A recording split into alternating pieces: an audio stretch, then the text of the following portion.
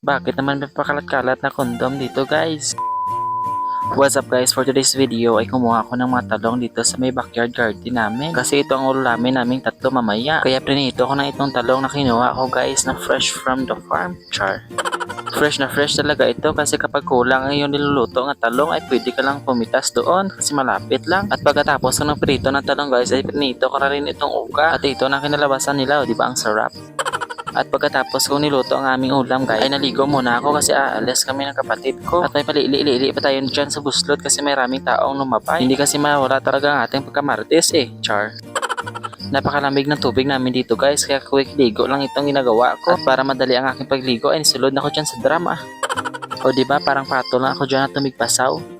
Pagkatapos kong maligo guys ay pumunta kami agad dito sa may health center kasi pinapayos ng isa kong kapatid ang Durlac nila dito sa may health center, kaya pinapapalitan na at itong kapatid ko ang pumalit dito kasi expert siya dito. Ito pala guys sa health center nila dito sa sitio namin. Once a week lang ata yung duty nila dito sa may health center kasi meron din silang duty doon sa may health center sa may barangay, at sa part na yan ay tinatanggalan ng kapatid ko ang isang Durlac kasi papalitan na ng bago. At dahil wala naman akong ginagawa ay nagtingin-tingin muna ako dito sa mga gamit nila na naglalapta, at may nakita akong kondom dito guys at yung isa bukas pa. At tinignan ko ang expiration date, expired na pala ang kondom na ito.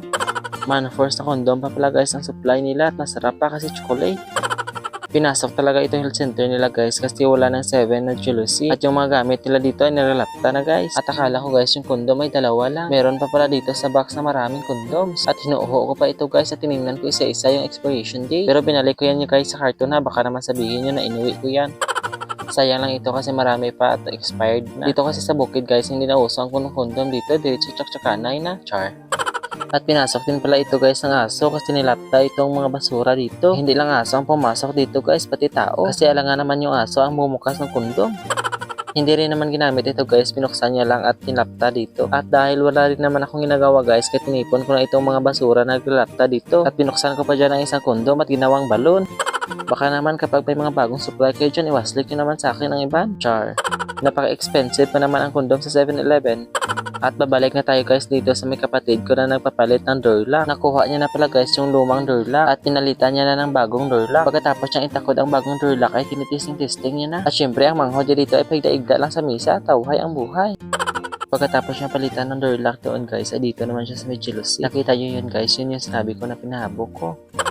At para may ambag tayo guys ay tinulungan ko lang siya dulduhol dito sa mga jealousy na ibinabalik niya. At para maayos na itong jealousy guys at hindi na maagyan ng aso. At yung tinuturo ko guys, yan pala yung mga kinamrasan ng kuko ng aso. Dito pala siya sa may bintana dumadaan at para manglapta dito sa loob. At hindi na tagal ay natapos na rin at pinangsirado na namin dito sa loob guys para hindi na mapasukan ng aso. At nilock na rin ng kapatid ko yung main door. Bago kami umuwi nagpisunit muna kami ng sandali. Pagkatapos ay dadaan naman kami ulit dito sa napakahiram naming daanan. Mas mabuti pang maglakad kaysa magsakay ka.